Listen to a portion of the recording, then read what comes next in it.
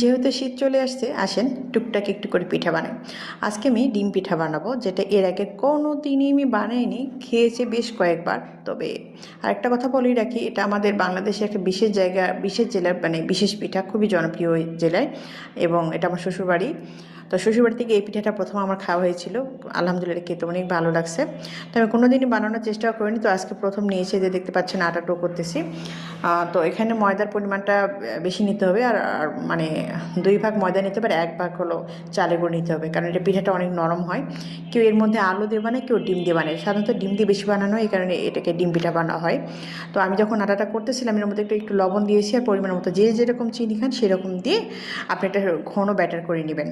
এই যে নিয়ে আমি হ্যান্ড উইস্ক দিয়ে একটু ভালো করে ফেটে নিচ্ছি। তারপর কিছুক্ষণ রেস্টে রাখবো। রাখার পর আমি তাওয়াতে করবো আজকে। তাওয়াতে, লোহার তাওয়াতে পিঠাটা অনেক ভালো ওঠে, আমি দেখতেছিলাম। কারণ আমি এর আগে কখনো বানাইনি। হয়তো একটু অনেকে যারা নিয়মিত বানায় তাদের মতো এত সুন্দর না হলে কিন্তু খেতে কিন্তু ভীষণ মজা হয়েছিল পিঠাটা। আমরা সবাই পরিবার নিয়ে খেয়েছি আমি। তো এই যে ডিম ভেঙে দিলাম, ডিমে একটু লবণও ছিটিয়ে দিয়েছি। পরে ডিমটা ভাজা হয়ে গেলে আমি পিঠার ব্যাটারগুলো একটু একটু করে দিয়ে দিয়ে পিঠাটা আমি মুড়ে নিব। ডিম ভাজতে যা সময় লাগে। অবশ্য আমি জানি এই পিঠাটা আরও অন্যভাবে বানানো যায়।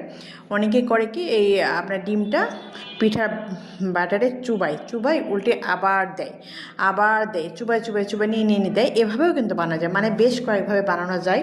আমি দেখেছি, আমার শ্বশুরবাড়িতে বানাই, কিন্তু আমি কখনো নিজে বানাই নাই। তো আজকে আমার মনে হলো যে বাচ্চাদের জন্য একটা সান্ধ্যকালীন নাস্তা করে দিলে তো বাচ্চারা খেতে পারে। আর শীতের সময় একটু পিঠাটা বেশি খাওয়া হয়।